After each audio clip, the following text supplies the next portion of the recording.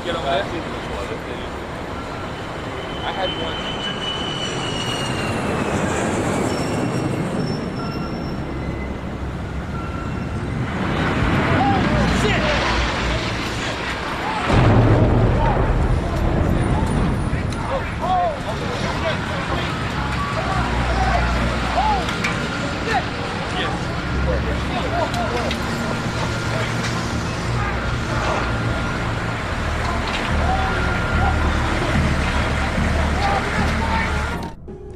Now, some very, very sketchy details reaching us here at Sky Centre. Important enough to bring to you, though, at this early stage. We believe that a plane has crashed into the World Trade Center in New York. That happened within the last few moments. No details at this stage as to what sort of plane it is.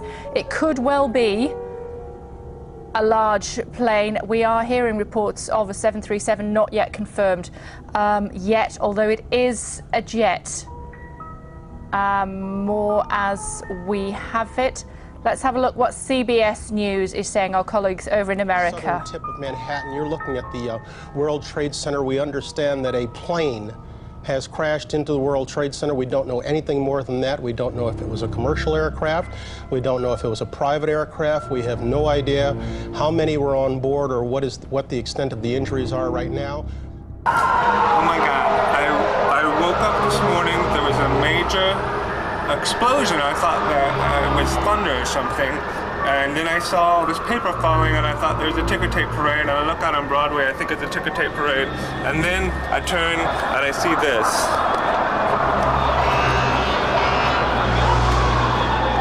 The World Trade Center is fucking on fire. There's all these sirens going off. Papers falling everywhere. There's police pushing around near City Hall. There are still flames up there. There's still flames. They're still burning. There's a gaping hole in the side here of the World Trade Center. We're trying to get through.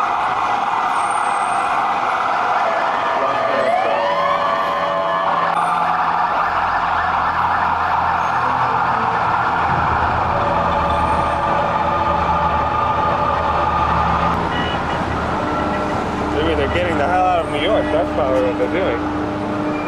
Oh my God. Oh, wow, it looks like the flames are even worse now. I don't know what that sound is. That could be the warning sound.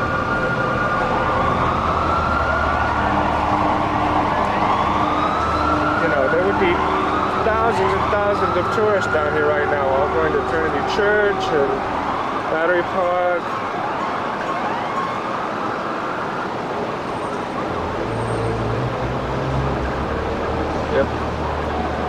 Not too many people running in a panic state. Everyone is remaining fairly calm. Probably a bit in shock like me.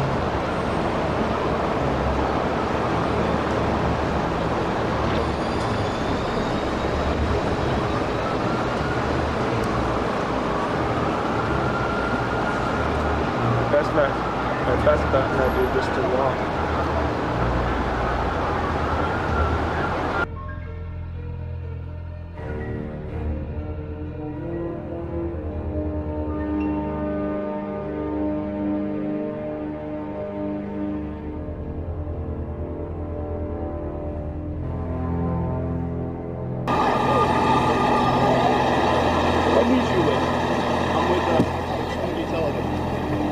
Television?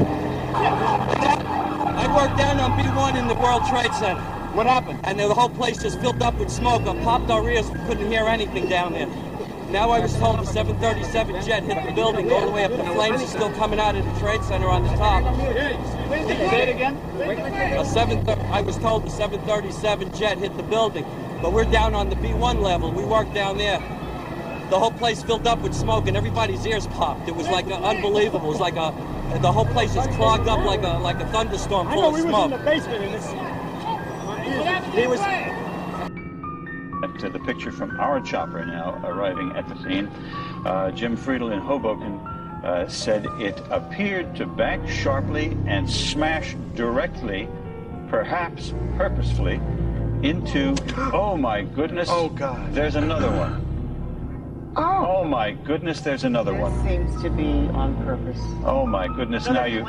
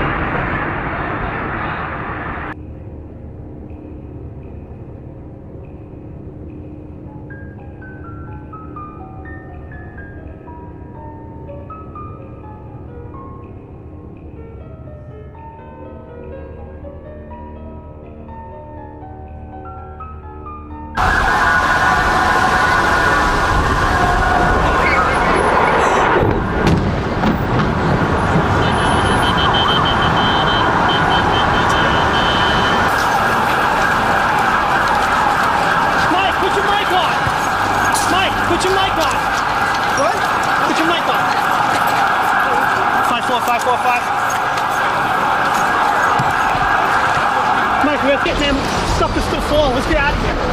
Mike, we're gonna get killed. Mike, we're gonna get killed.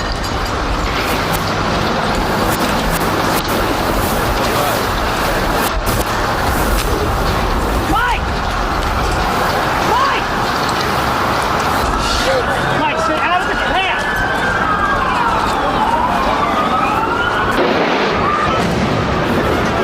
Holy shit!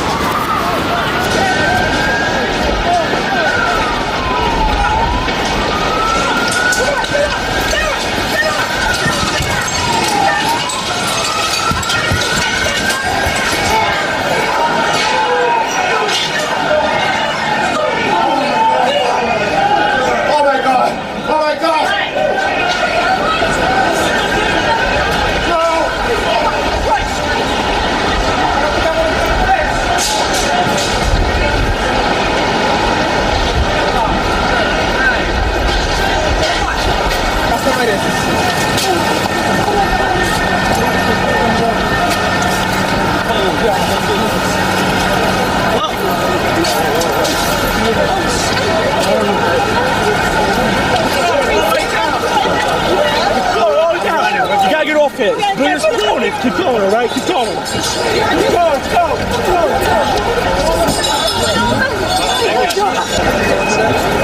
That's 30 some odd floors.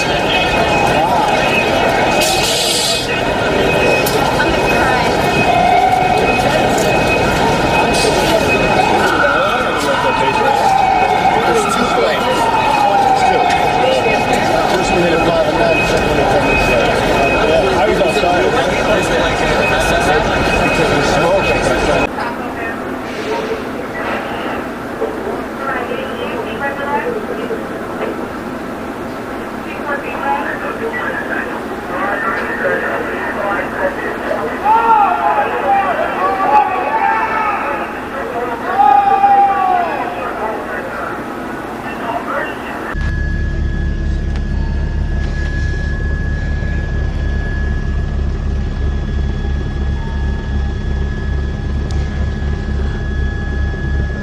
we are simply not close enough right at this point.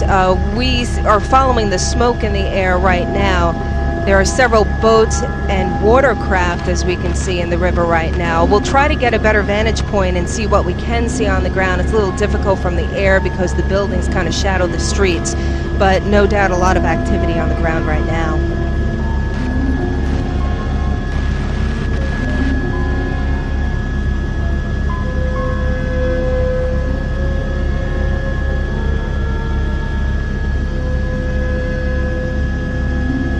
Wow.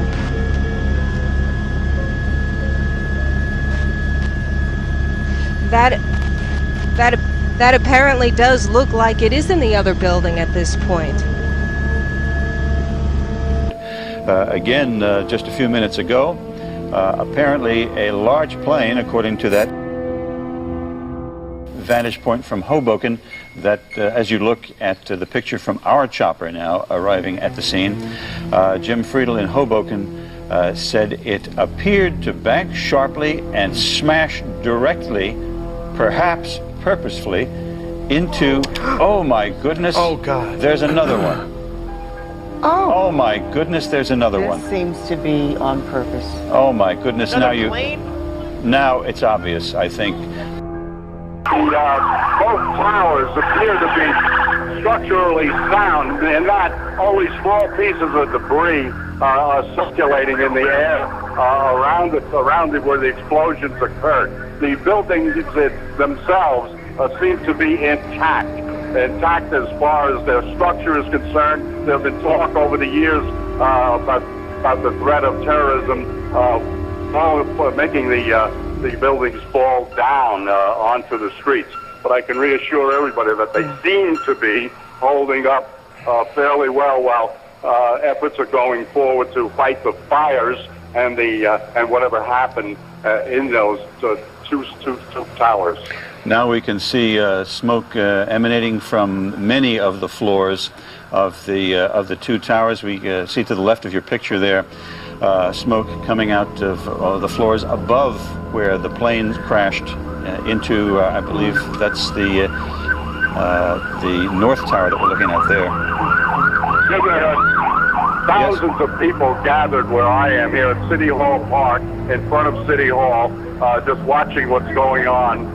It's very difficult they come by and they say, what happened? And you just got to say something hit the building, and then something hit both buildings. Well, we saw clearly, we didn't see the first one, but we saw clearly that a plane deliberately crashed into one of the upper floors of the World Trade Center. That was the second plane. So two planes crashed into the upper floors of each of the World Trade Center towers. And I understand now that Port Authority headquarters are in one of those buildings somewhere near that location. Jim, I don't know whether we've confirmed that this was an aircraft, or to be more specific, some people said they thought they saw a missile. Well, I don't know how people could differentiate, but we might keep open the possibility that this was a missile attack on these buildings. Ali, I must say that we have an eyewitness who said it was a large plane that crashed first. And then as we were watching the live picture here in the studio, we saw a plane crash into the other tower of the World Trade Center. And again, let's just to be sure, there it is.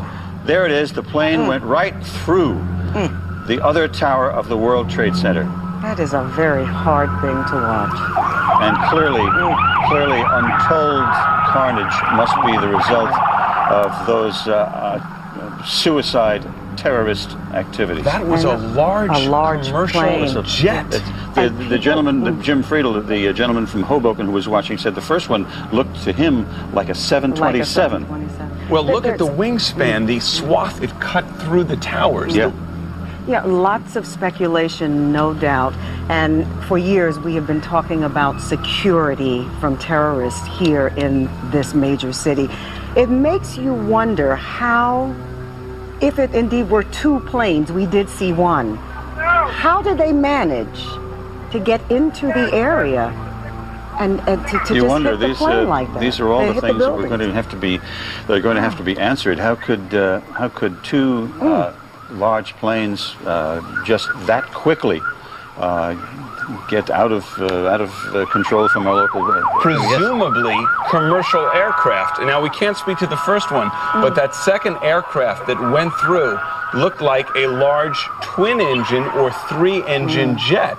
Those are simply not around for private aviation. Yeah, that's not your Piper Cub. No, it is not. That's obviously designed to do considerable damage to those buildings on this day when we're holding a primary election in New York City. Now, I would imagine... Ollie? Jim, what you're saying could be a drone aircraft. That's an aircraft that's guided electronically to its target without having a pilot. Now, that is a possibility as well. Yeah, I wonder if there's any way of finding out exactly what is located on those upper floors. You'd like to just cross your fingers and pray to God that maybe there weren't a lot of people up there at that time. State office buildings and, of course, lots of commercial office buildings on those spaces as well. I know during the last terrorist attack on the World Trade Center, my son was in the building, and he told stories of groping down through these staircases for some 50 floors before he, thank God, got out safely. In fact, the governor has an office in the World Trade Center as well. There is one thing. After the bombing of the World Trade Center in the 90s, I do know that there were major efforts to have disaster drills, to have a preparedness plan in the event of an awful tragedy like this. But one has to wonder how, with two gigantic skyscrapers burning, the fire department and emergency services can handle both in that confined space without a tremendous no death matter toll. how much you set in place, how much you try to prepare for, until it actually happens, it's just not the same thing. Again, you're looking at a live picture of the World Trade Center, where shortly before 9 o'clock this morning, and then shortly after 9 o'clock, planes apparently deliberately crashed into the buildings. Alani DeVito, are you there? Alani DeVito, are you there? I understand we have another eyewitness to this catastrophe. Lonnie DeVito, are you there? Apparently we lost Lonnie, but again... This may be confusing to some people, because in a sense it is a little confusing to me. We every now and then see what looks like, I don't know if it's the bottom of a chopper that is swinging back and forth. That would be our... That is ours. That would be the rudders from our chopper every once in a while. Hey, Jim. Lonnie DeVito, are you there? I am here. Can you hear me? Yes, I can, Lonnie. Thank you. Hi. This is Jim Ryan in the studio. Can you tell us what you heard and saw when the blast took place? Right now, I was actually talking to my brother on the phone about what happened. I was on my roof and I saw something from where I am. I really can't see what it is. I saw something go into the other building, because from where I am, I can see the World Trade Center. I run downstairs and I see on the news that it looks like another fighter jet is what it looks like. And from my house, I can see all the smoke that's into Dyker Heights. I can see all of that. It's ridiculous. I can't believe all of this is happening, honestly. You say you're in Dyker Heights, Yes. Lonnie? Yes. Okay. And could you hear the blast from where you were? No, I couldn't hear the blast, but I saw something, and it didn't look pretty. Exactly how I can't explain it in any other way. I'm in shock right now.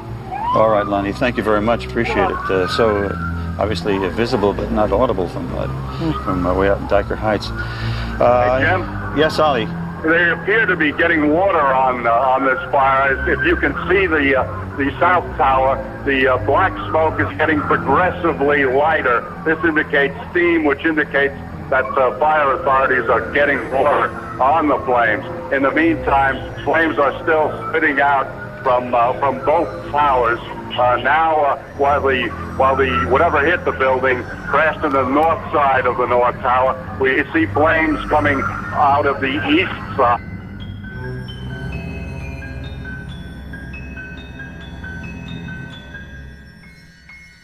I saw it came right across here, and it was very loud, and that's why when I turned, and it just tipped just a little bit and just went right in. And it wasn't on fire or anything? It did not. Parts of it, I think, went out the other side. like a 727, like normal sized jet? It was like a medium-sized passenger like twin jet. engine kind of deal? Yeah. I couldn't really identify any markings or anything. It happened so quickly. Yeah, no, we heard it. It was just like, it was so low. Yeah. It was really strange. What attracted me, the reason I turned is because I heard it right here. It was just really low. So it came from this side down the river? It came right over through here, made a nice little, was making the curve, it tipped a little bit, and just went right in. Well, because usually they come along the river, you know, the jets go down the river. Yeah. They already got the news cameras up there. Oh, yeah, boy. They're going to those buildings to be evacuated for months. You can see over there, there's all kinds of debris. Look at it's all coming out of there. Yeah, look, you can see it coming out of the top now. There's debris coming out of the hole on top. I live here, but I'm also a reporter for this. I was standing here talking with a couple of people, and then I heard the jet. It was very low. It came right over through here, and then it made a slight twist and dove right into the building. It was a medium-sized passenger airliner, and when it went in, it did not appear to be on fire or anything like that. It appeared to be... It was like the 737. I couldn't identify the craft. It was a medium-sized jetliner. Did you know who's playing? Could not identify the markings on it. And it looked to me like stuff actually shot out of the other side of the building. Not the whole plane, but pieces of it flew out the other side. Yeah, because it's cut on the whole right side. That must be a wing that sheared that off. Yeah, you could see it. You can see from the cut, it just tipped.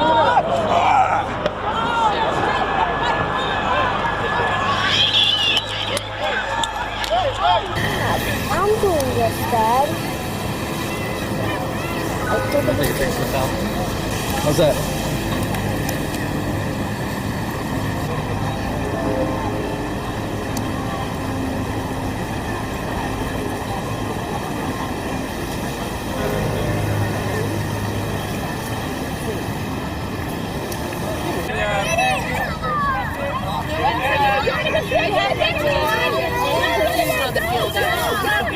He actually started screaming. What a stuff. 1, 2, 3! Yay!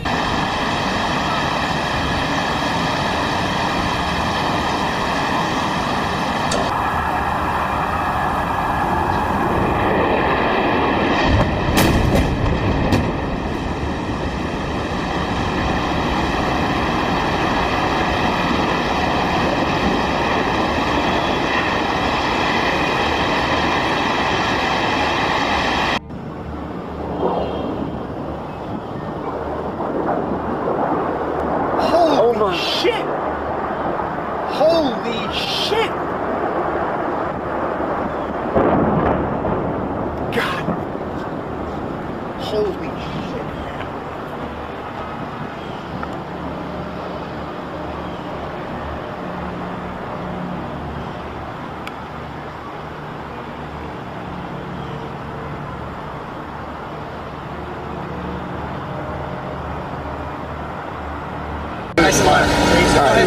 Okay, what happened here? I'm working the top of 11 Hanover here, and as we on the scaffolds up here, we start our day. The first aircraft, it appeared to be an accident to me. The first explosion, and then everything erupted. The building went in flames on the left-hand side from where I was standing. Okay, the second plane approached the building after I came in and let you guys know.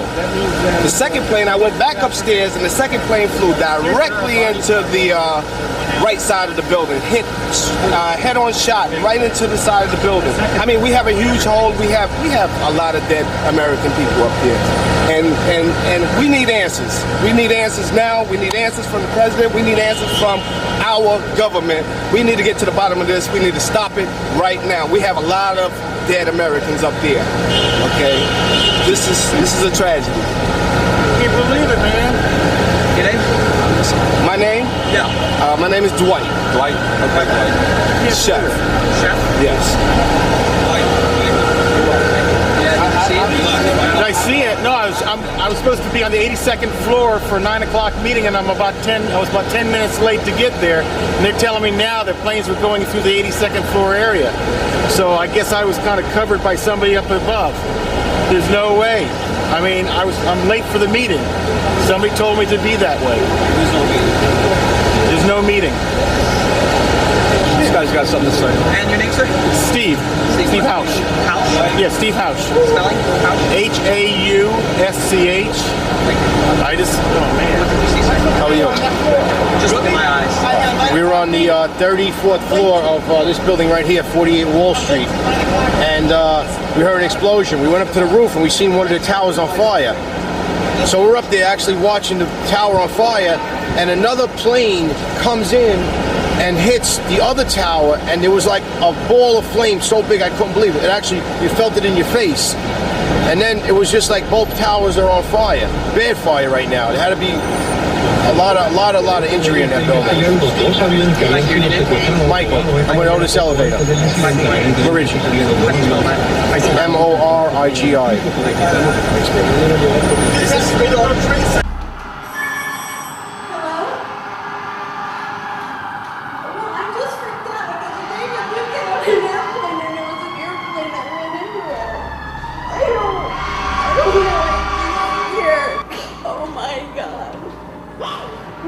I heard the plane, Kelly. I didn't see it happen, but I heard the whole thing. I heard the engine, the plane engine, and then I heard this massive explosion. And Bobby started crying. And I looked down and I couldn't believe my eyes.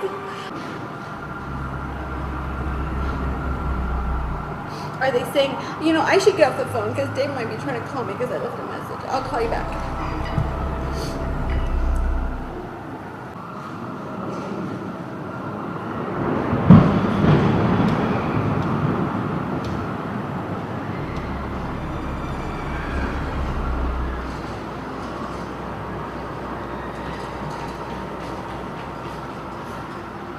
Oh my God!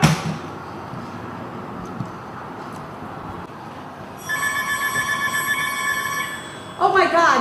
Who is this? Is it another airplane?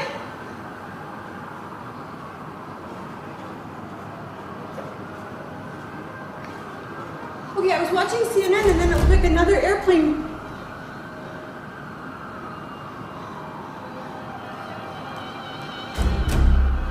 But it looks like now it's the other tower that's burning up.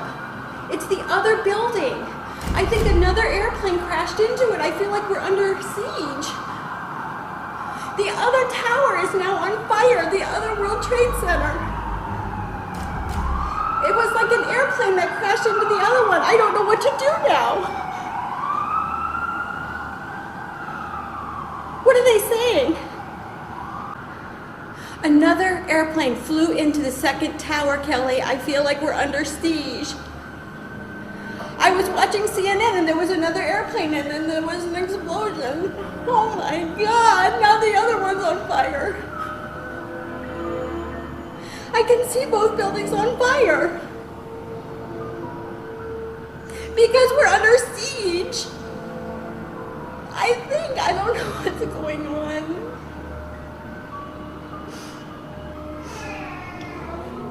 Oh my God, you can't believe it. It's so bad. It's so bad.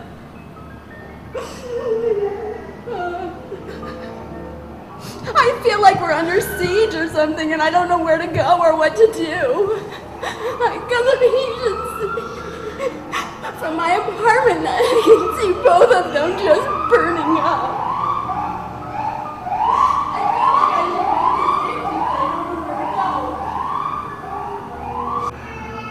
And that second one looked like it was headed straight for it. It was targeting it. Everybody's on cell phones. I can't get a hold of my husband. I wish I could get a hold of him. He's going. I gotta go.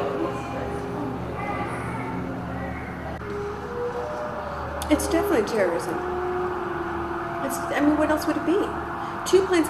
The second plane, Kelly, you could see it. It turned to hit it. Now, we've gotten a look at least 3 sides of tower number 1, and that is the only building It's exploding right now, Tommy. We're seeing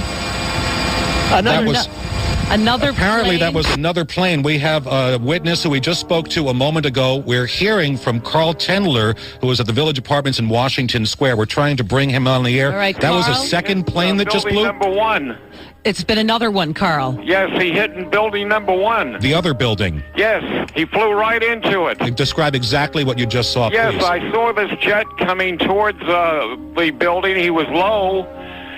He was about halfway up. And he flew into, it looked like the southeast corner of the building. So building number 2 is now burning.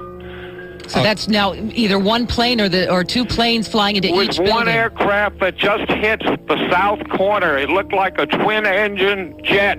That is about what was described, what you described earlier. Wasn't it you who told us? No, the first one was a DC-3 that hit the first building. Okay, we're seeing, like, it looks like some kind of sick confetti parade. There is debris flying out of that south tower. We saw a burst of flames a moment ago just before we talked That was the aircraft that just hit building number 1. Okay, we're going to go back to Tom Kaminsky and Chopper 880. It's been it's been about 20 minutes since the first explosion. The first plane flew into the North Tower. Jeff, Tom. we have gone to the north side of the World Trade Center, so we were shielded from that. But just moments prior to that, we were getting a look at Tower number 1. That was unaffected. But as we were looking back, we did see a second explosion of some type in Tower number 1. So both of the towers of the World Trade Center are now affected. This second explosion has just happened. We're still looking at debris still raining down, and now from Tower number 2. My correction there.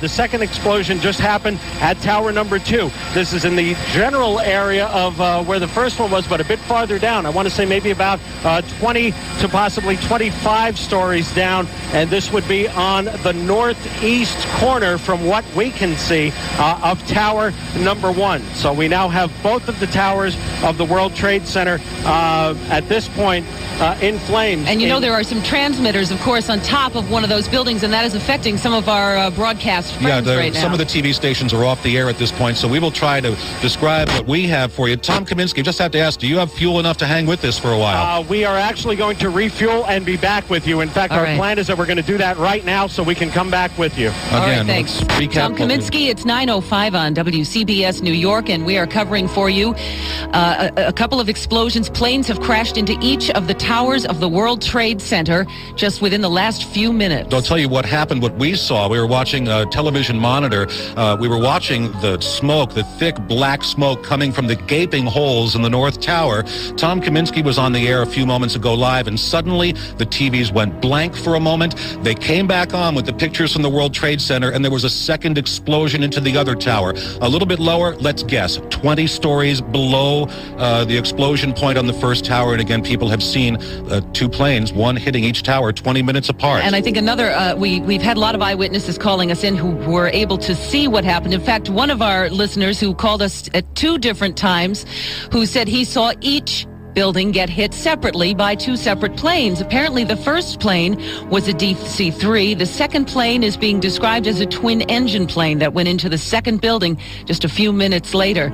People have been telling us that they don't believe that the plane had been trying to avoid the building. It almost looked as though it had intended to fly right into it. All right, Tom Kaminsky's still with us, so he has to refuel, but let's go up to Chopper 880. What's happening now, Jeff, is that we've had all aircraft operations in and around this area of Lower Manhattan suspended entirely. LaGuardia Airport has said there are 2 confirmed aircraft into the World Trade Center, and they want no one at all in this area. They are, in effect, if you can possibly picture this, cordoning off the entire area around the World Trade Center and around Manhattan from at least Midtown on south. So we will be looking at this from a far distance and describing from what we could see, at least from the opposite side of the Hudson River. We don't know what sort of restrictions will be placed upon any aircraft in addition to this, but LaGuardia Airport confirming 2 aircraft into the World Trade Center, 1 into each tower.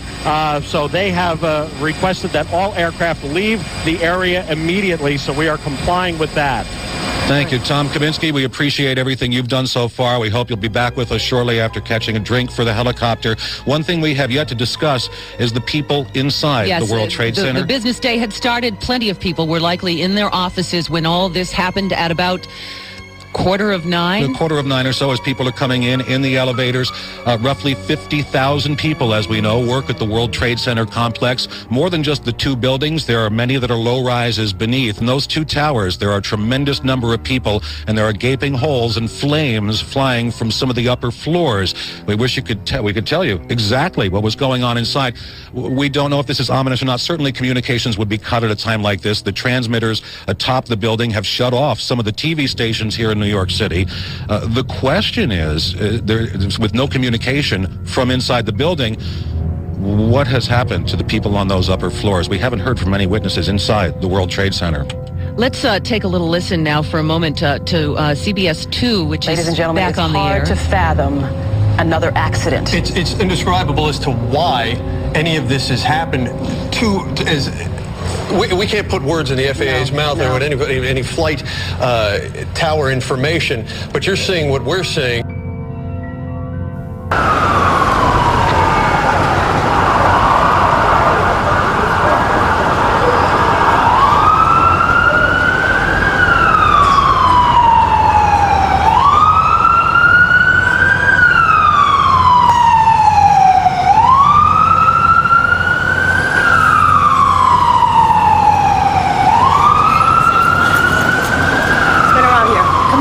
Hold on.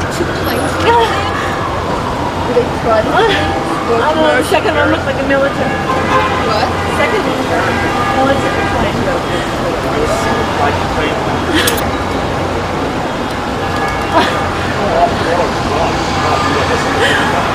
Oh my God, that was. This is Carrie Feinstein, C-A-R-R-I-E. What did you see? Correct. I was dropping my daughter off from school, riding along the bike path along the river, and I saw a big airplane over my head, very low, and I looked up and I thought, what in the world is this plane doing here? It's too low. And I looked up behind me and I saw this huge airplane crash into the side of the World Trade Center. And then I was in shock, as was everyone, and we were standing there talking, how could something like this happen? And then all of a sudden, a smaller airplane slammed right into the other tower. I saw both of them happen. It was horrible. When you saw the second one happen, what did it look like? And it was a much smaller plane, but someone said it looked like a military plane, but I'm not sure. I don't know much about airplanes. All I know is I saw both of them slam into the building, and it was a horrible thing. Did it look like they tried to stop it all or change? No, it looked very deliberate to me. I mean, how could you miss the World Trade Center? Thank you, Ms. Feinstein. You're welcome.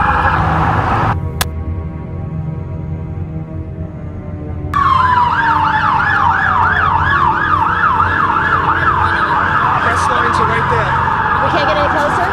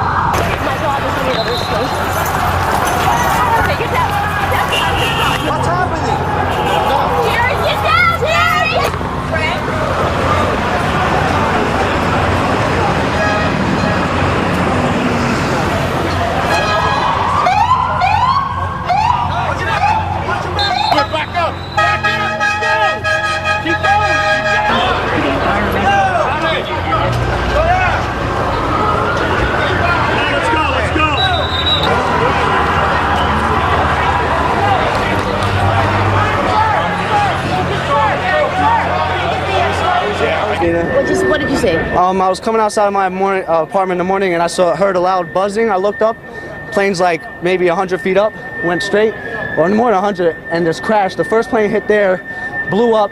10 minutes later, I'm standing around looking, and another plane. I didn't see it, but I heard it, same noise, the buzzing, and it's crashed into the second building. You saw both of them? I saw the first one. The second one I heard it and exploded, and people's witnesses. What did the first plane look like? It looked like a passenger jet, a huge 747 one. What just happened right now? Were you up? Were you closer? Oh, well, I was closer, and they just told everybody to move back because the building might be collapsing, and there might be another plane coming to hit the building. Where's the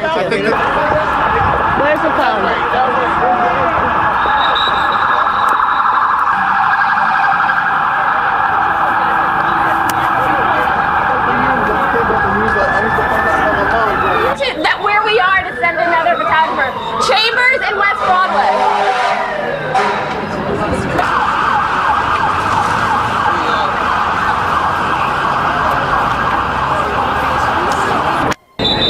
Go. All right, where were you and what'd you see? I was downstairs at the World Financial Center. We didn't see the first thing hit, saw the explosion, saw the glass coming down, saw the fire.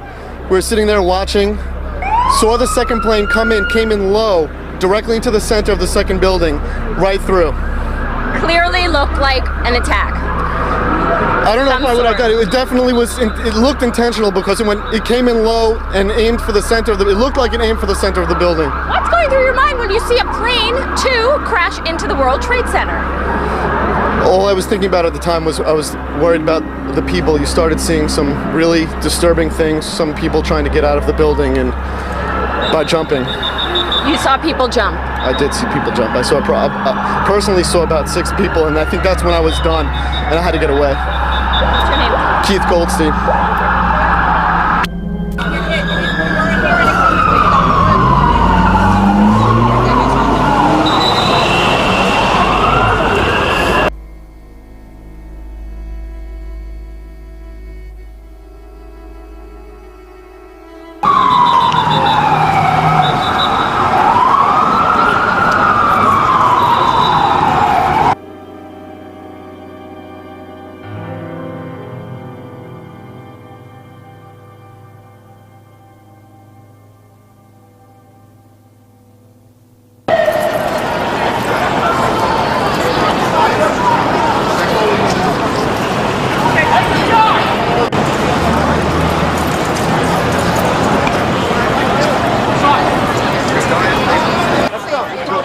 Stop this thing up and go.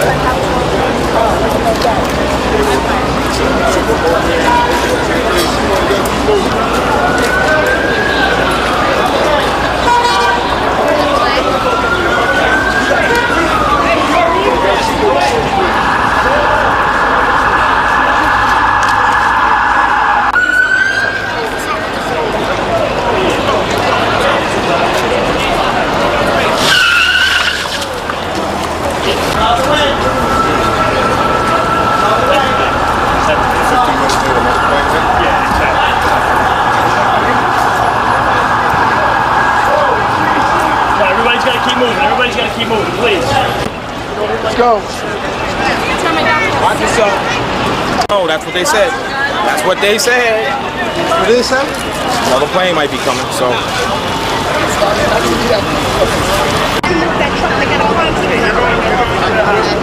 so we're setting up a location for the press on Bessie and Chuck. So the reason There ain't no only one. It was an explosion. It might be.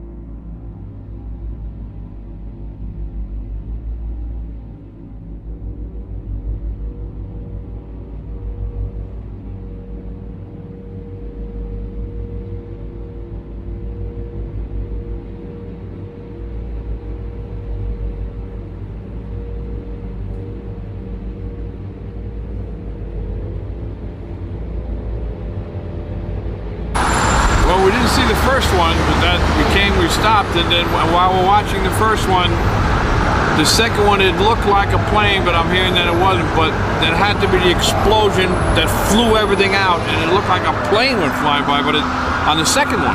But apparently, I'm listening to you. Don't know. I just tried to call my office, and the lines are all busy. Lines are all busy. So. Tell me, what'd you see? It's the most extraordinary thing. It's heartbreaking. People that run that building.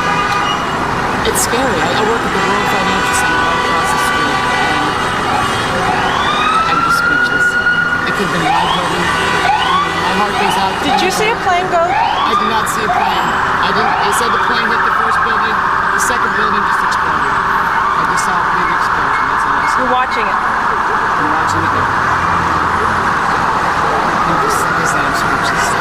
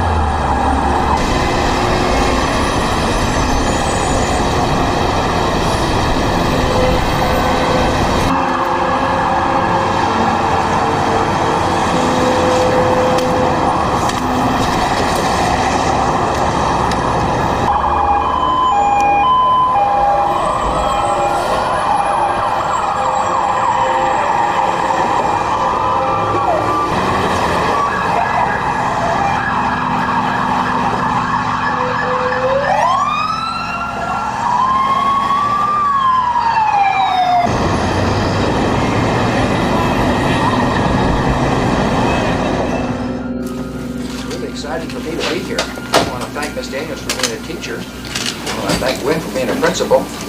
And I want to thank you all for practicing reading so much. It's really important. And this morning we do have a lesson that we will read with you, read for you. Good. And it's lesson 60 of our SRA reading program, direct instruction. I know very well where that came from. Okay. Are you ready, my butterflies? Yes. LLP position, eyes on me, 1, 2, 3. Get ready to read all the words on this page without making a mistake. Read this word the fast way. Get ready. Park. Yes, park. What do these two letters say? R. Yes, R. Sound it out. Get ready. R. What word? Park. Yes, park. What do these two letters say? R.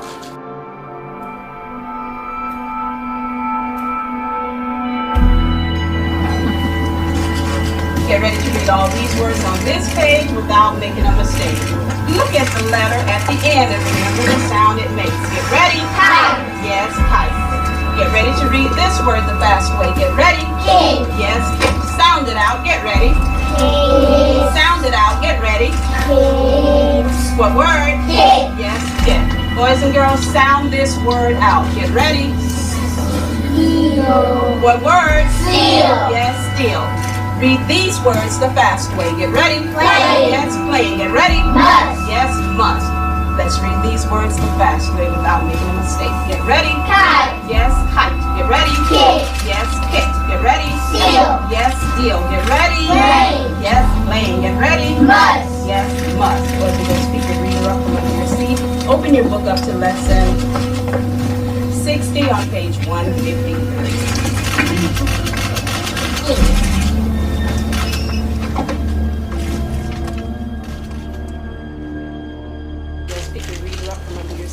Open your book up to lesson 60 on page 153.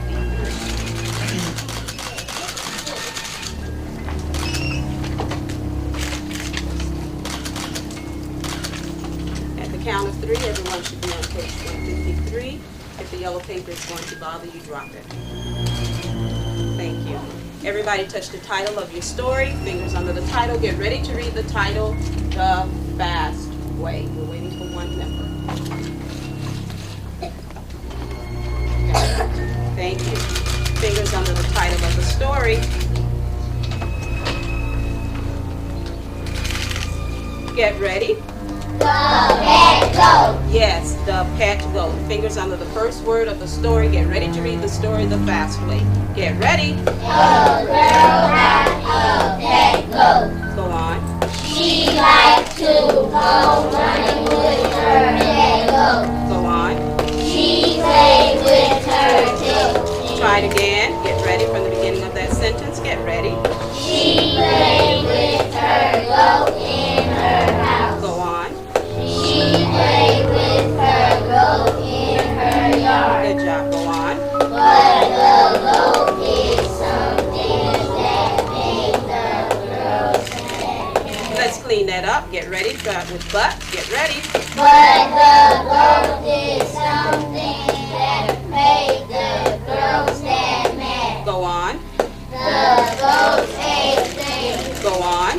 He ate cans and he ate cans. Try that again. Get ready. He ate cans and he ate cans. Good job. Go on. He ate cans and he ate cans. Go on. He even ate cats and cats. Try that again. Get ready. He even ate cats and cats. Good job. Go on. One day her dad said that goat must go. What's behind the word said? Comma. And what does that comma mean? Slow down. Let's read that sentence again. Get ready. One day her dad said that goat must go. Go on. He ate too many things. Try that again. Go on. He ate too What is that word? E. Sound it out. What word? E. Start from the beginning.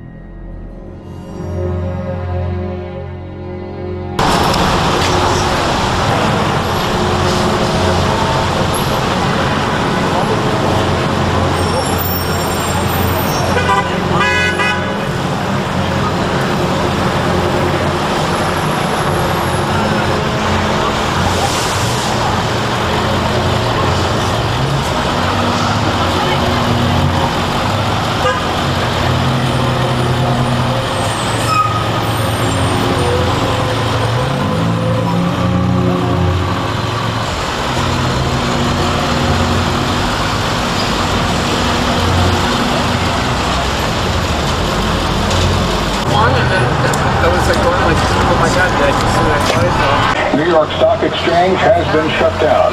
The State Department has been evacuated. The Associated Press has learned the White House has been evacuated after the Secret Service foreseen a credible threat of a terrorist act against the mansion. The State Department, as we mentioned, also evacuated. Fox News Channel's Jim Engel is at the White House and has the very latest. The roads around the White House, the streets around the White House were blocked seconds ago. Members of the Uniform Division of the Secret Service ran out to intersections and started diverting traffic. There are emergency vehicles on almost every block around the White House. The road south of the White House has also been blocked. And as you know, the White House is being evacuated. Federal employees are standing on the street corners in and around the White House, having left the building for fear of another attack. President Bush is now flying to Washington from Florida, where he'd scheduled an educational event. The president's plane, Air Force One, the only one allowed to take off at this point because the FAA has halted all takeoffs nationwide.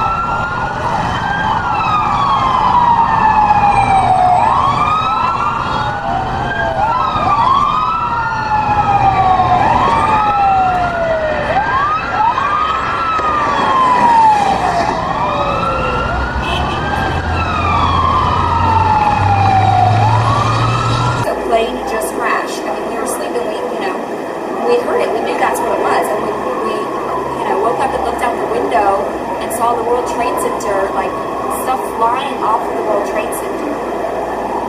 And so we ran down to see, what was going on, and we were like ducked under a thing when the second plane kind of crashed into it. We were downstairs, and I mean, we thought we didn't want to be upstairs in our apartment, in case, in case it started falling or whatever. And so we went downstairs, and we were like ducking underneath the cover with like hundreds of people when the second plane crashed, and all of this metal and stuff was flying, and everybody was like running, trying to get away from it. It was pretty scary.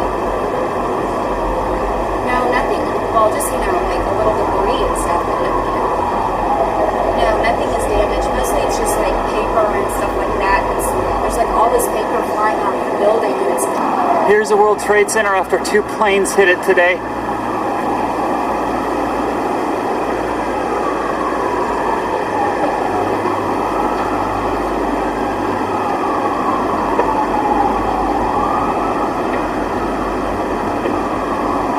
We saw the second one, heard the first.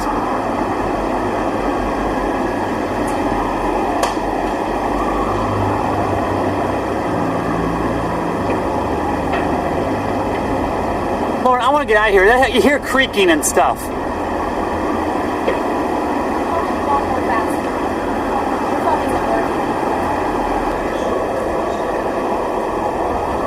Yeah, all the airports are closed. And did you hear that the second plane was a 767 on that, plus whoever died inside. In a matter of seconds, we heard a boom. We went to the corner, and there it was, right in the middle of the World Trade Center. Where are you standing right now, Tom? I'm right in the building right now. Okay, and what do you see at this point? Oh, people all staring up there, looking at it, and oh my God, the smoke is coming out, black billow smoke. Okay, you can see we are physically looking at one of our sky cams right now. We can see billowing smoke from the top of the World Trade Center, Tony. Yes. Are there other people that are around you at this point? Is everybody in pretty much the state of shock? Oh, of course they are. People are all in shock. The people in the building are in shock going out. My God almighty. Look at the building is on fire, God. Oh, God, there's people in there. Oh, my God. Still some debris coming down. It's safe to stay inside the hotel. There are still some debris coming down. It's safe to stay inside the hotel. Thank you. And again, we're putting our camera in. We are pushing our camera into the top of the World Trade Center. And I need the. Okay.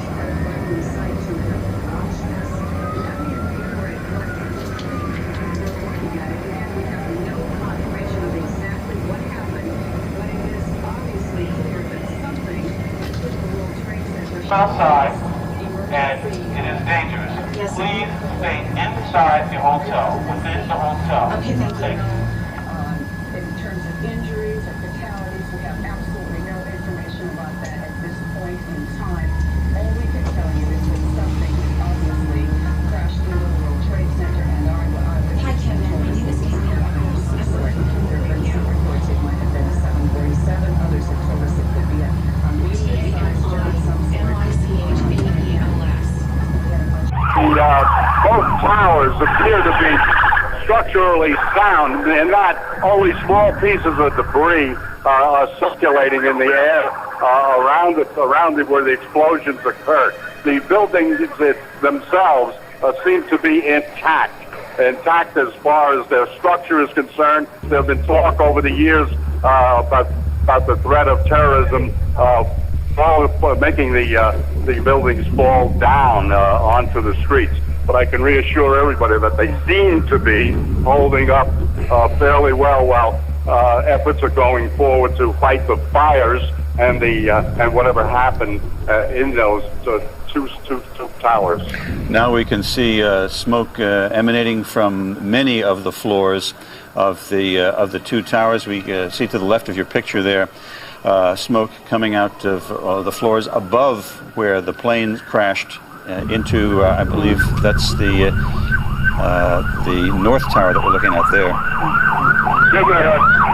Thousands of people gathered where I am here at City Hall Park, in front of City Hall, just watching what's going on. It's very difficult to. They come by and they say, what happened, and you just got to say something hit the building and then something hit both buildings. Well, we saw clearly, we didn't see the first one, but we saw clearly that a plane deliberately crashed into one of the upper floors of the World Trade Center. That was the second plane. So 2 planes crashed into the upper floors of each of the World Trade Center towers. And I understand now that Port Authority headquarters are in one of those buildings somewhere near that location. Jim, I yes? don't know whether we've confirmed that this was an aircraft, or to be more specific, some people said they thought they saw a missile. Well, I don't know how people could differentiate, but we might keep open the possibility that this was a missile attack on these buildings. Ali, I must say that we have an eyewitness who said it was a large plane that crashed first. And then as we were watching the live picture here in the studio, we saw a plane crash into the other tower of the World Trade Center. And again, let's just to be sure, there it is. There it is. The plane went right through the other tower of the World Trade Center. That is a very hard thing to watch. And clearly untold carnage must be the result of those suicide terrorist activities. That was a large commercial jet. The gentleman, Jim Friedel, the gentleman from Hoboken who was watching, said the first one looked to him like a 727. Well, look at the wingspan, the swath it cut through the towers. Yeah, lots of speculation, no doubt. And for years, we have been talking about security from terrorists here in this major city. It makes you wonder how, if it indeed were 2 planes, we did see one, how did they manage to get into the area and to you just wonder, hit the plane like that? These are all the things that are going to have to be answered. How could 2 large planes just that quickly get out of control from our local presumably commercial aircraft. And now we can't speak to the first one, but that second aircraft that went through looked like a large twin-engine or 3-engine jet. Those are simply not around for private aviation. Yeah, that's not your Piper Cub. No, it is not. That's obviously designed to do considerable damage to those buildings on this day when we're holding a primary election in New York City. Now, I would imagine... Ollie? Jim, what you're saying could be a drone aircraft. That's an aircraft that's guided electronically to its target without having a pilot. Now, that is a possibility as well. In the meantime, I can tell you that flames are shooting out of both towers now. The heaviest being on the south tower, the northeast corner of the south tower of the World Trade Center, but there's a considerable blaze going on the north tower as well. Yeah, I wonder if there's any way of finding out exactly what is located on those upper floors. You'd like to just cross your fingers and pray to God that maybe there weren't a lot of people up there at state that office time. buildings and, of course, lots of commercial office buildings on those spaces as well. I know during the last terrorist attack on the World Trade Center, my son was in the building, and he told stories of groping down through these staircases for some 50 floors before he, thank God, got out safely. In fact, the governor has an office in the World Trade Center as well. There is one thing. After the bombing of the World Trade Center in the 90s, I do know that there were major efforts to have disaster drills, to have a preparedness plan in the event of an awful tragedy like this. But one has to wonder how, with 2 gigantic skyscrapers burning, the fire department and emergency services can handle both in that confined space without a tremendous no death matter toll. how much you set in place, how much you try to prepare for, until it actually happens, it's just not the same thing. Again, you're looking at a live picture of the World Trade Center, where shortly before 9 o'clock this morning, and then shortly after 9 o'clock, planes apparently deliberately crashed into the buildings shortly before 9 o'clock, and then shortly before after 9 o'clock, a plane apparently deliberately crashed into the upper floors of first one tower of the World Trade Center, then, as we were watching in horror, another tower of the World Trade Center. There you see the aftermath. And we have reports right now that the President of the United States, of course, this terrorist act not directed on us specifically here in New York City, but at the country. We are told that the President of the United States is preparing to go before the nation and comment on this disaster. You look the right side of your screen, the first tower of the World Trade Center seems slightly less engulfed in flames than the one on the left. That because that smoke seems to be much darker, indicating that the fire would be much more active. And I'm told that we have another eyewitness, Dan Lee. Are you there? I am. Dan, can you tell me what you heard and saw? Yes, I was crossing 6th Avenue at West 4th Street, and there was a terrific noise overhead of a jet crossing over, which I noticed because it was incredibly irritating that it was that loud directly over Manhattan. And as I'm watching this jet, thinking, why is it so low? I see that it's heading right for the Trade Center, and sure enough, it hit the World Trade Center and completely disappeared into the building. I saw no debris falling, really. It just vanished right into the building. Were there many people around you when it happened, Dan? There were several people in the crosswalk at 6th Avenue and West 4th, yes. What was their reaction? We all just froze and stood in the middle of the street in disbelief watching, and traffic stopped because we were in the way. And we just stood there for quite some time in complete disbelief of what we had just seen. Where were you when the second blast took place? I had managed at that point to walk a half block home, and I was watching the coverage on television, and that's when I saw the live picture of the second blast happening. Dan, thank you very much for giving us your thoughts. Here now, the President of the United States on this disaster. Terrorist attack on our country.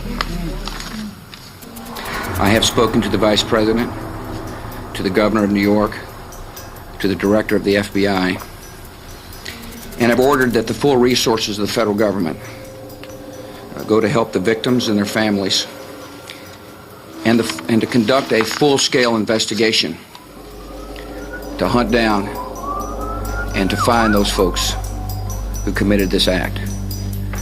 Terrorism against our nation will not stand. And now, if you join me in a moment of silence.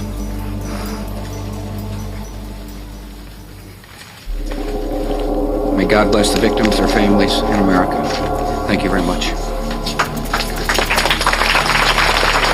All right, the President, before a moment of silence for the victims of this terrorist act, telling the nation that the full resources of the government would be brought to bear on helping the victims and on finding out who precisely is responsible for this terrible, terrible attack on our country. Right there you see the aftermath, the World Trade Center towers, smoke billowing out of the upper floors, all those floors, I'm sure, fully occupied. The rescue attempts going forward as much as is possible, given the high floors of the tallest buildings in Manhattan, and given the number of people there. Dave? Jim, I don't mean to put you on the spot, but you may be able to provide some historical perspective. How long have the Twin Towers been up? And once again, the floor height, the number of floors, I think is off the top of my head, somewhere in the 60s, as I recall, and goes up about 102 floors or so, up to the windows on the World restaurant there. And if we remember from the last bombing, it took months and months and months before that structure was certified sound again and re-inhabited by in from the bottom. Right, that was a bombing from the parking garage level of the tower. That is something that it's hard to watch this, but it's more bearable, because I remember that particular bombing, and I was on the air all morning and all afternoon with that one, is that you saw the people that were being brought out on stretchers. You actually saw bodies and victims. And this, we're not seeing that yet, and we're hoping and praying that there are very, very few injuries. But just looking at this, it just, as you say, Jim, the carnage is just... What we're looking at is just the long picture. It would appear, Jim, as if there's more smoke coming from the ground. And when we just have another, yes, things have fallen to the ground and are burning. And we have another announcement now that you might have expected, and that is the Empire State Building is being evacuated.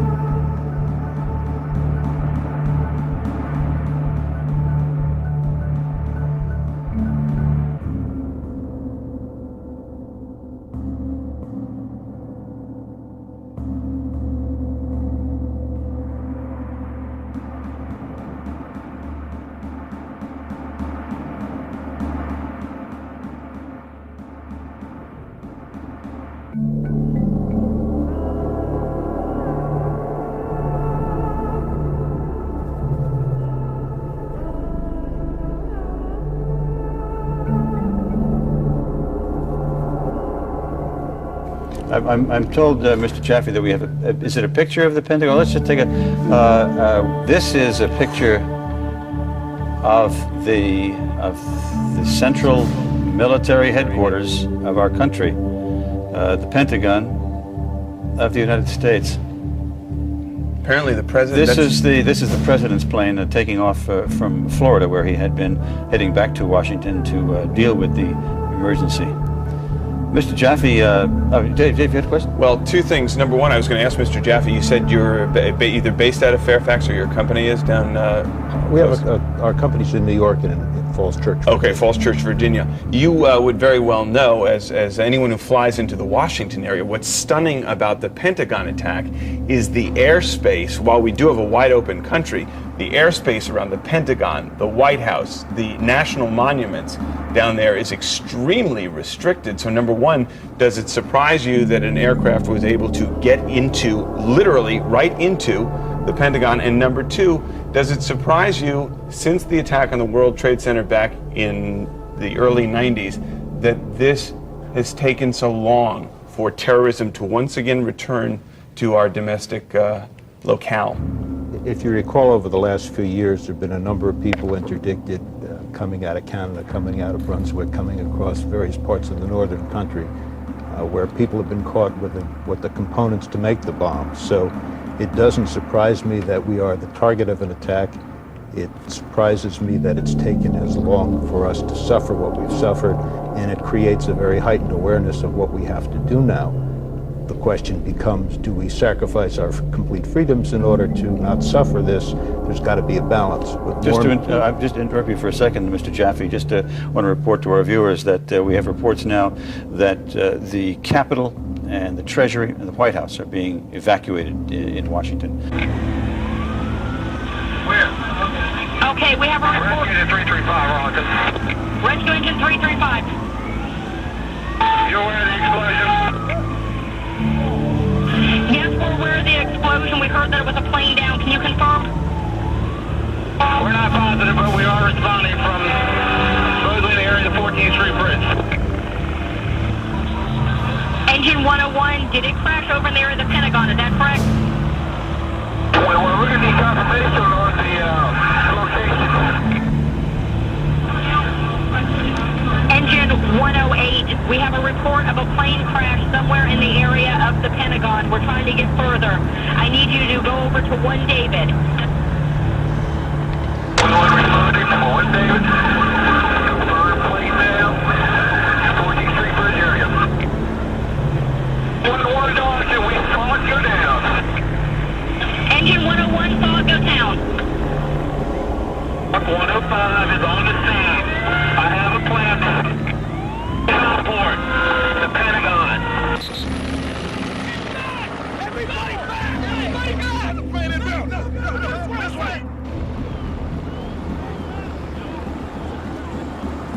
We have a code that if you hear a 3 blast, it means evacuate the building. You evacuated 500 yards away from the building. All units evacuate 500 yards away from the building.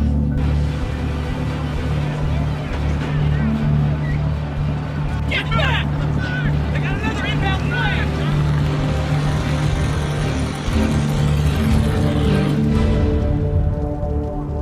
There was also fire on the roof that was threatening the antenna complex, which a lot of these communications were based. It was important to go downstairs and get outside, which I did. And as we came around the corner, we could see the fire and the smoke. There were pieces of the aircraft spread across the grassy area outside the building. I reached out to Secretary Rumsfeld from Air Force One, and I was not able to get him, and it turns out one reason why is that he was becoming a first responder at the Pentagon. He was helping rescue people. It was a rude awakening, not that terrorism existed, we knew that, but that it could be brought right home, right here in the United States. And it, I think, energized the country to recognize that the task before us was to not win a war, not win a battle, and not think that we can accomplish our goals only with bullets, but to recognize that it's an ideological struggle, as communism was, and that we need to be patient and persistent and tolerant.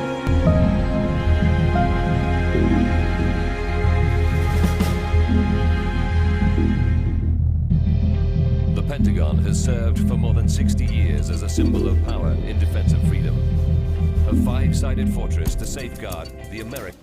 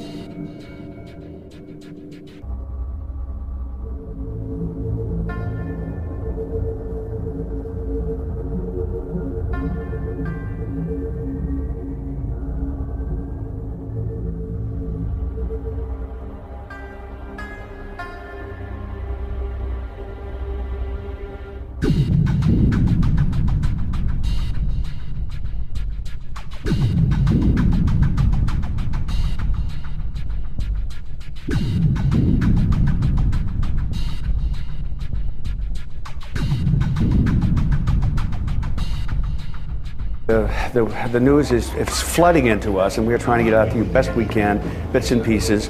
But again, I would just urge you, stay calm. All right, John, let me interrupt you if I may, because Yes, we have a further development. We're told now that from people in Washington that the Pentagon has undergone a partial collapse. As we've been telling you, the Pentagon was the third location struck by terrorists, and we understand that the Pentagon has collapsed at least partially. Mike Emanuel, are you there? Yes, I am. What can you tell us about this latest development? It's just been a crazy day here in Washington. I mean, it's one of those days where you run in one direction, hearing news breaking in one area, and then it seems like something's happening in a different area. We can tell you that apparently a jet has crashed into the Pentagon. Personnel in that immediate area have been evacuated. There have been some reports that possibly another plane may be heading in that direction. Again, it's breaking news, so things have been, details have been kind of sketchy, but we can tell you the United States Capitol has been evacuated, the West Wing of the White House has been evacuated. There are reports of a possible car bombing outside the State Department here in Washington, D.C., so it's been a wild news day here in the nation's capital, as it has been in your city, and so emergency crews are scrambling everywhere, and we can tell you veterans of Washington, D.C. have said for the first time they can ever remember they've seen military planes flying over Washington, D.C., patrolling the skies after the Pentagon was hit. Eyewitnesses saying that they believe it was a U.S. Airways plane that came in low over the city, hitting a portion of the Pentagon. We have not gotten any numbers in terms of injured or possible fatalities, but we will get you those as soon as possible. But simply a crazy day here in Washington, as it has been in New York. Mike, do you know anything about a report that we have here in New York that, according to the Capitol Police, a hijacked plane is en route to Washington now? We've heard that report as well, and then we've also heard people saying that that is not so, that that's an erroneous report. We're trying to get to the bottom of it, but as you can understand, with a situation like this, there's all kinds of information flowing around. It's kind of hard to confirm what is absolutely accurate and what is not. We can tell you we've heard that, and we're checking it out. We also heard that the Pentagon building itself at least partially collapsed. Do you know anything about that? We've heard that as well, that perhaps the southern portion of the Pentagon, part of that has come down. Have not got numbers in terms of who may have been injured or killed, but we can tell you it's an unbelievable scene here in Washington, something that none of us ever thought we would see, as I'm sure people in your city never imagined to see either.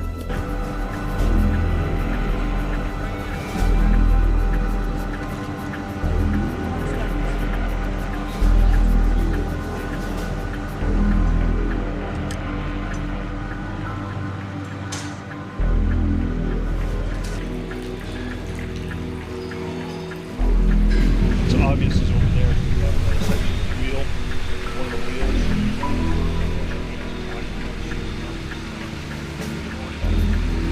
There was a section here that actually says American Airlines parked over something, so there's definitely, we know this is American Airlines. We found this part in the city where we were standing earlier today. It's been washed a bit away. But hopefully with something like this, we'll be able to identify exactly where it came from.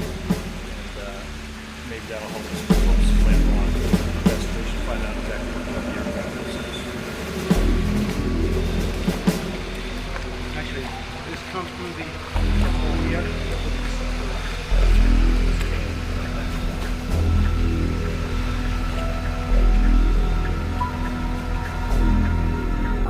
Is extraordinary. CNN's David Ensor is in Washington and he joins us.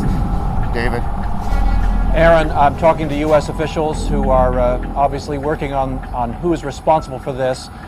Their working thesis is that this is overseas terrorism, not domestic. They say they cannot rule out additional attacks yet to come. In terms of claims of responsibility so far, there is an Agence France Presse report in which a group with the word Palestine in the name claims responsibility. There is also a report quoting personnel close to Osama bin Laden, the fugitive Saudi accused terrorist, denying that that group was involved. But again, U.S. officials say they can't shed any light on whether these reports are correct or incorrect. Usually when this kind of attack occurs, you have claims of responsibility from all sorts of people who had nothing to do with it. So it's a very fluid situation at this point. But the Central Intelligence Agency of the United States has been evacuated from its headquarters in Langley, Virginia. There are some key personnel still in the headquarters, but the operations center has been moved elsewhere. U.S. officials saying they don't want to talk about where exactly the headquarters staff and operations staff has been moved to. But that staff is focusing now on trying to find any shred of information that could help the U.S. government figure out who is doing this and how to put a stop to it. Aaron? David, you tell me if I'm right or wrong here. As a practical matter, there are not a whole lot of groups that the United States government knows about that are sophisticated enough, have the kind of money, the resources to pull off something like this. Fair enough? That's absolutely true, and obviously, despite the denial, attention will quickly turn to the bin Laden group because it has long tentacles. It has connections with all sorts of other groups. We saw at the Millennium a group of Algerians apparently involved in trying to arrange bombings in the United States, and now there is evidence being produced in court sessions that those Algerians were working for the bin Laden group. So that group certainly will come under immediate suspicion. There are very few others that could have pulled this off. A plane evidently crashed, a commercial jetliner crashed into the Pentagon earlier this morning. Approximately 60-foot section of this building, which is of course the headquarters of all the military for the United States, was on fire as a result of this crash, and then collapsed. These are some of the pictures we've been bringing our audience from the Pentagon. We've watched people being treated by first aid personnel there. We have no information yet on casualties, on the number of people who may have been hurt or may have died in this incident, although emergency personnel on the scene have said surely there have been casualties there. Elsewhere in Washington, every federal building has been evacuated or is in the process of being evacuated. I'm now told that United Airlines is now saying that flight, can you tell me the number of the flight? 93 has crashed in Pennsylvania. Now, a flight from Newark, New Jersey to San Francisco. Now, we don't know if this is the same airplane that Aaron was reporting a little earlier crashed in Somerset County near Pittsburgh. Aaron had reported that some minutes ago, and now we are getting a confirmation from United Airlines that its flight, United 93, on the way to San Francisco has crashed. So we now have at least two commercial airline companies in the United States. American Airlines reporting 2 of its passenger jets down, one flight Dulles in Washington to Los Angeles, and then another flight from Boston to Los Angeles down, and now we have United Airlines reporting at least one airline or airliner down with concern about another one. So the pieces of this story continue to come together. The earliest known video has surfaced showing the immediate aftermath of the crash of United Flight 93 in Shanksville, Pennsylvania on September 11th, 2001. The amateur video was recorded by Dave Berkebile, who lived nearby. While he was taping the cloud of smoke, Berkebile described what he saw. I just saw the smoke come up, and the explosion shook the house clear over here. They ran one into the Pentagon and into the World Trade Center, and we're watching it on TV, and this one happened. United Airlines Flight 93 slammed into an abandoned strip mine in Somerset County around 10 o'clock Tuesday morning. The impact left a crater 6 feet deep and debris scattered everywhere. Witnesses say the plane was flying low and then went into a dive. It was nose first straight into the ground.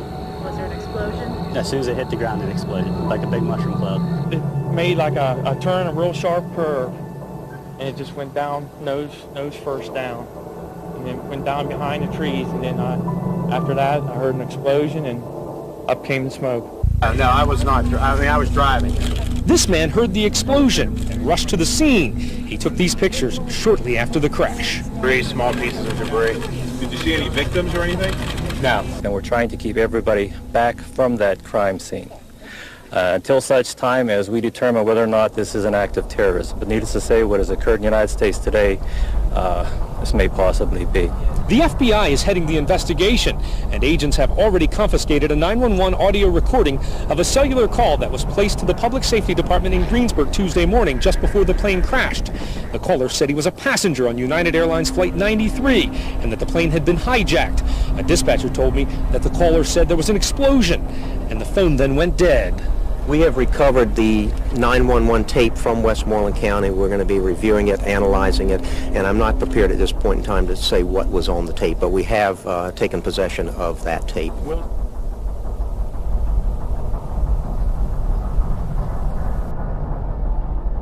We're trying to get more information from the crash where we've been talking to Paul Van Ostel and Susan Copen about what people saw there in Somerset County to the west of Shanksville. Again, now, Paul, what are you learning? Well, Scott, we talked to a woman who lives right near the crash scene who actually saw the crash as it occurred. She tells us she saw a plane, a jet, flying along and then make a sharp downward turn and go down at a 90-degree angle straight down into the ground. Then the next thing she saw was a cloud of smoke coming out of the woods where the plane went down. From what we're able to see of the crash scene from video that we've seen out there, there was a large crater in the woods. It was still smoldering, but no signs of anything beyond a few shards of metal that are in the woods. And rescue officials who've been at the scene tell us there were no sign of any bodies, certainly no survivors at the scene. All they've seen is some debris, and as we said earlier, the FBI has sealed the scene off, declared it a crime scene, and certainly we can understand why they're investigating the crime scene. Paul, when we talked last, I think you mentioned 911 recordings. Let's go back and talk a little bit about that. Yeah, Scott, all we know about that is that apparently the Westmoreland County emergency officials did make a 911 recording. They did get a 911 call, and the FBI has seized that tape. We don't know much more than that, although there has been some speculation that this call may have been from a passenger on the plane that went down. We know that the 757 that went down here in the Pittsburgh area in Somerset County had 45 people on board, and the witnesses that saw it go down near the intersection of 281 and Route 30 there, some hearing something of a sputter, some saying that they heard something of a blast, but the truck driver on the scene who watched the plane take a 90-degree angle turn and go right down into the trees there said it was just a scene of devastation. And as we look at it again, those on the scene from our vantage point and those that are there, our reporters say there's nothing left that looks like the wreckage of an airplane. Paul, if you can hear me, what are you learning? Well, Scott, we haven't learned much in the last half hour or so. We're here about a mile or so from the scene, right up this road behind me. If you can see, we've seen emergency vehicles going up there. That is about a mile up that road is where United Flight 93 from Newark to San Francisco, a 757, went down earlier this morning, killing all people on board. Now, we have seen video of the crash scene. The video shows a crater, a smoldering crater, and some debris. Very little evidence of any bodies or anything like that. It's just a few shards of metal around the crash scene, and that's all you can really see from the video there. It was still smoldering as of about a half hour ago, and crews, the emergency crews here, have not allowed us to get any closer than where we are right now.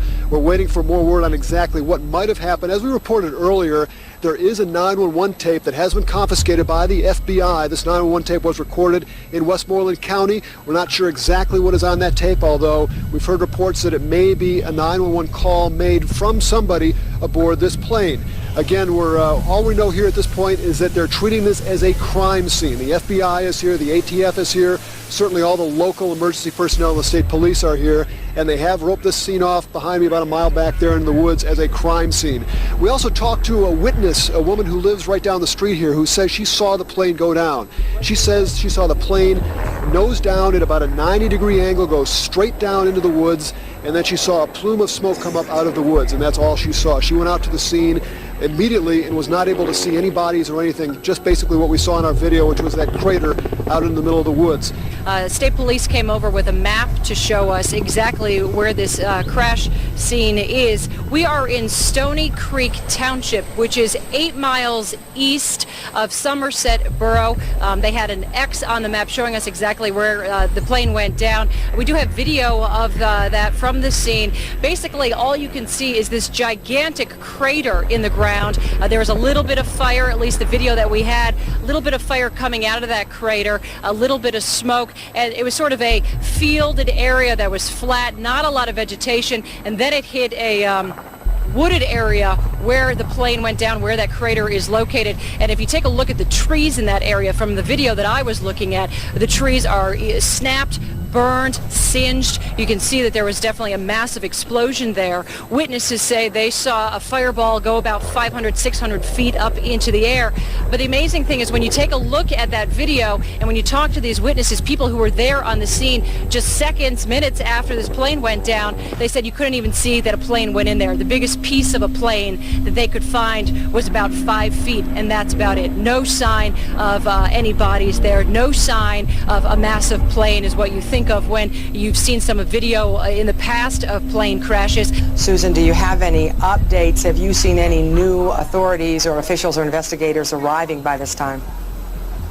We are getting periodic updates from officials on the scene. We know state police are here, FBI is here, Red Cross just showed up, Salvation Army on the scene. What we've heard from Betsy Mallison, who's with DEP, she said that they are working right now on setting up a makeshift morgue, and they are also going to be setting up a communication center where all the media can gather and get updates on a regular basis. And she said that they're going to be here throughout the week. They're going to be here for many, many days. And something else that we have confirmed with police in Westmoreland County, they do have a 911 call from a passenger on that plane who called, obviously knowing that the plane had been hijacked. We don't know exactly what is on that tape, but we have confirmed that a 911 call was made from a passenger on that plane before the plane went down. We've just learned that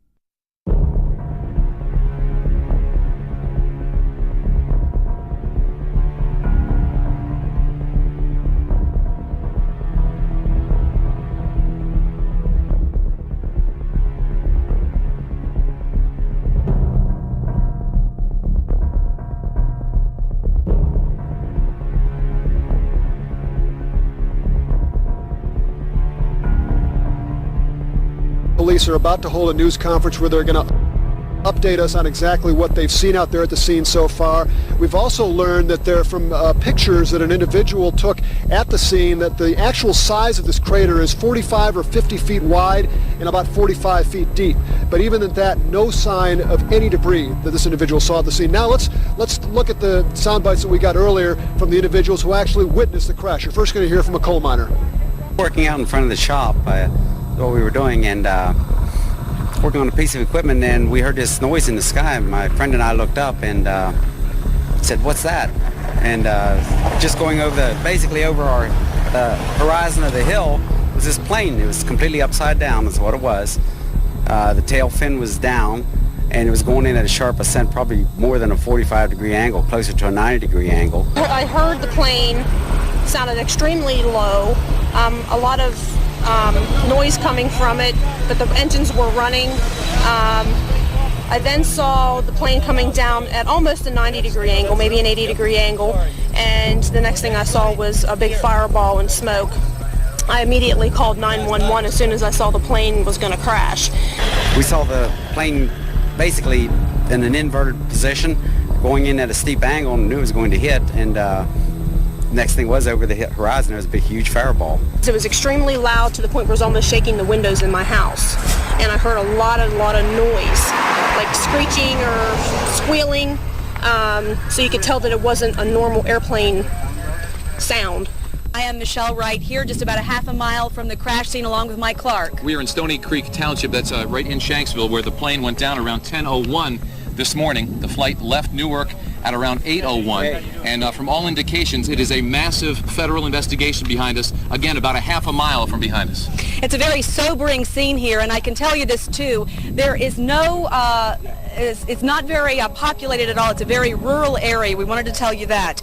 Let's first of all set the scene and tell you what we know right now. This is United flight number 93. It's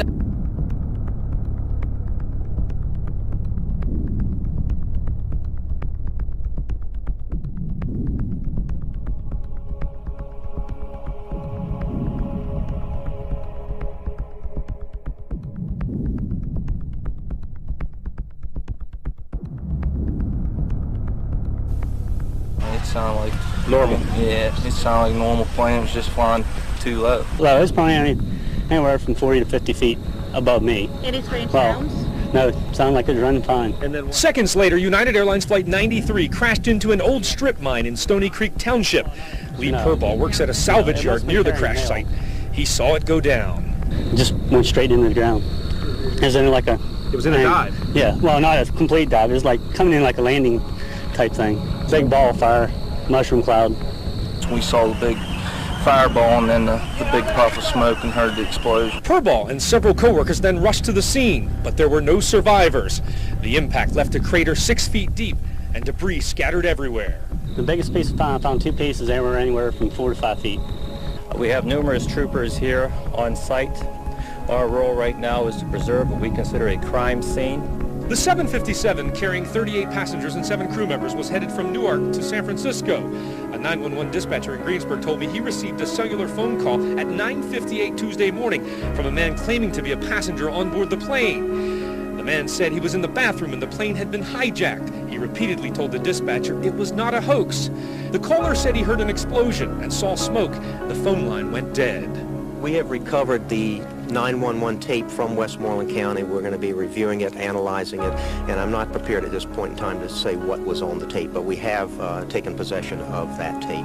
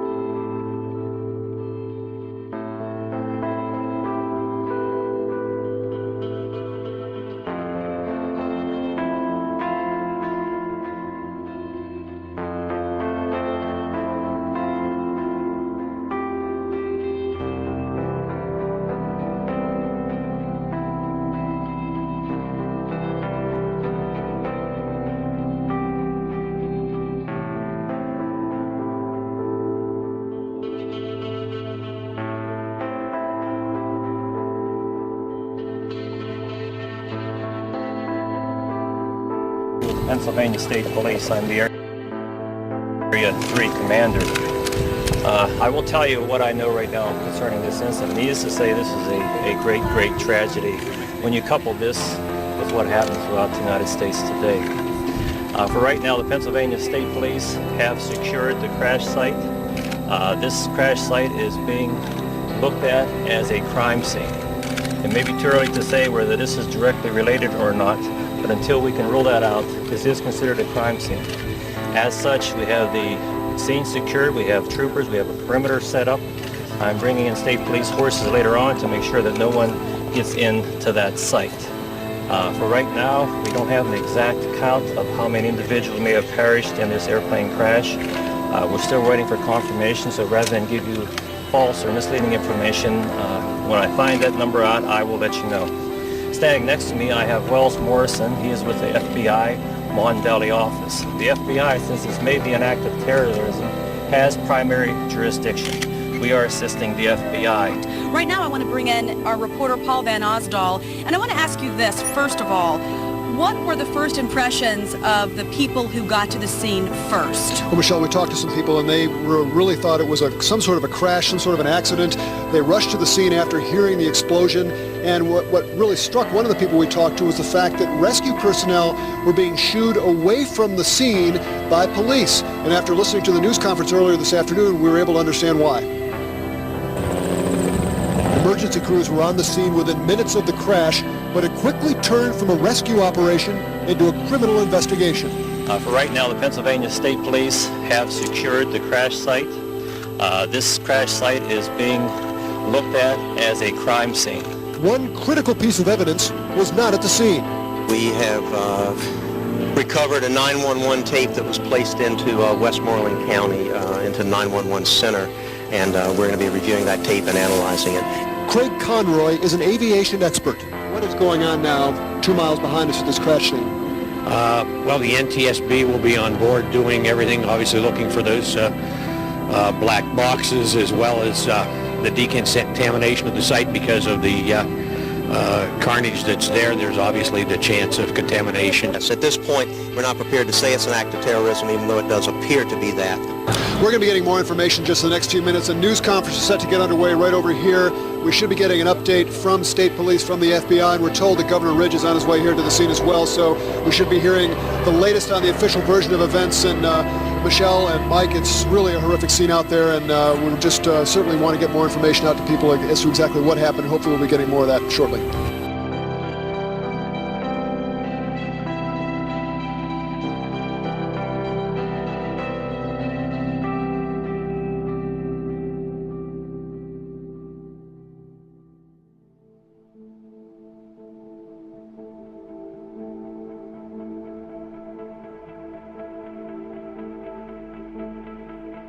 Here, just about a half a mile from the crash scene, along with Mike Clark. We are in Stony Creek Township. That's right in Shanksville, where the plane went down around 10:01 this morning. The flight left Newark at around 8:01, and from all indications, it is a massive federal investigation behind us. Again, about a half a mile from behind us. It's a very sobering scene here, and I can tell you this too.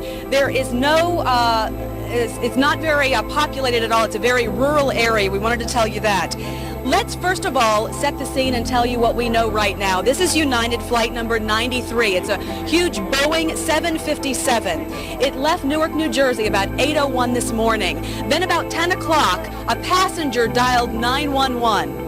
That call came to the Westmoreland County 911 office, and it came from a passenger who locked himself inside the bathroom on board, and from all indications, that tape has been confiscated by the FBI. That is a key to the investigation tonight.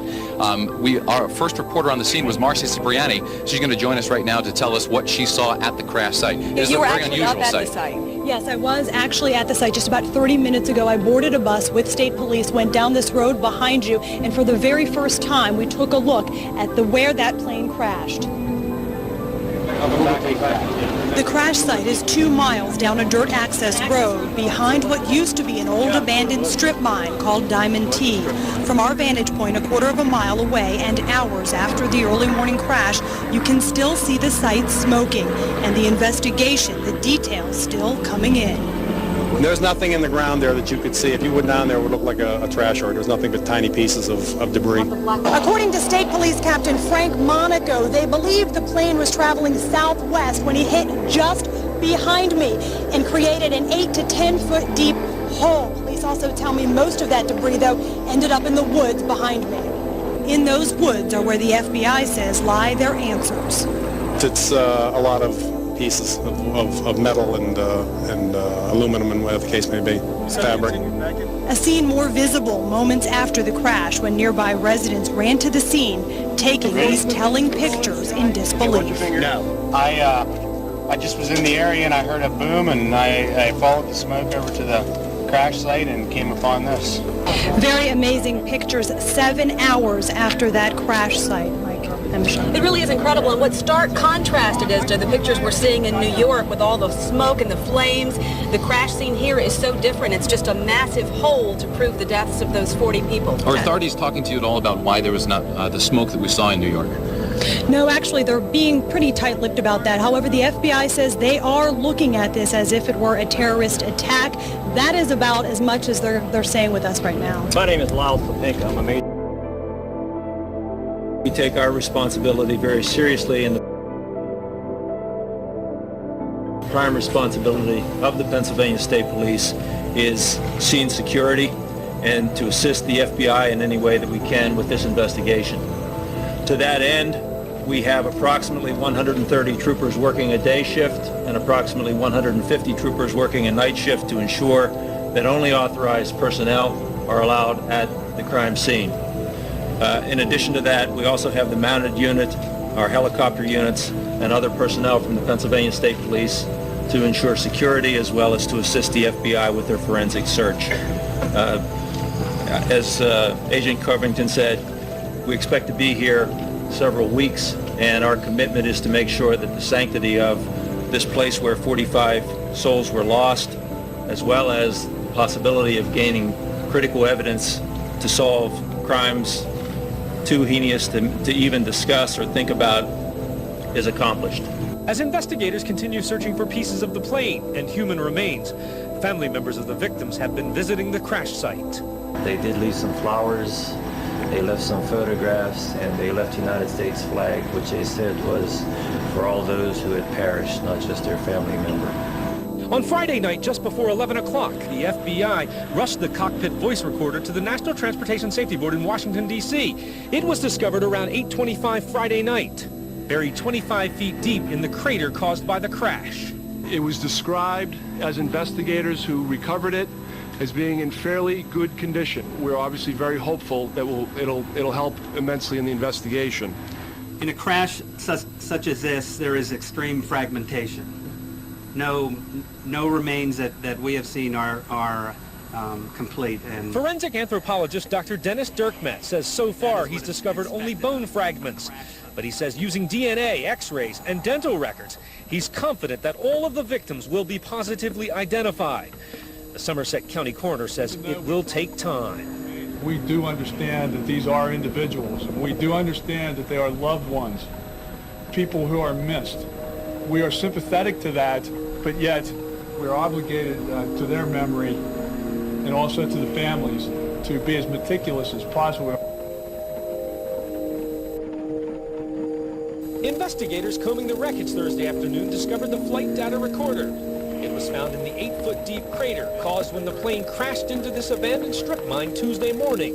It is now being loaded to be sent to the NTSB by an NTSB representative and a representative of the FBI. According to the National Transportation Safety Board, the flight data recorder monitors the plane's operating conditions, including time, altitude, airspeed, and direction. Investigators can use that data to generate a computer-animated video reconstruction of the flight. The flight data recorder was found near the crash site, but residents as far as 8 miles away have discovered debris from the plane. So we went outside, and that's when we found these papers. We have a lot of papers from Morgan Stanley. There's some kind of material. The one is very brittle, and the other one is soft. Someone felt this was from the pilot's flight book. And then there's papers from magazines.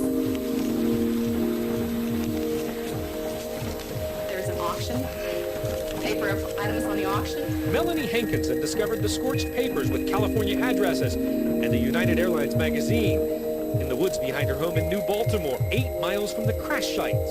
She called the FBI. They determined that it was all things that would very light materials such as paper, nylon, thin nylon, and things that would, if in the air with the wind, would easily blow.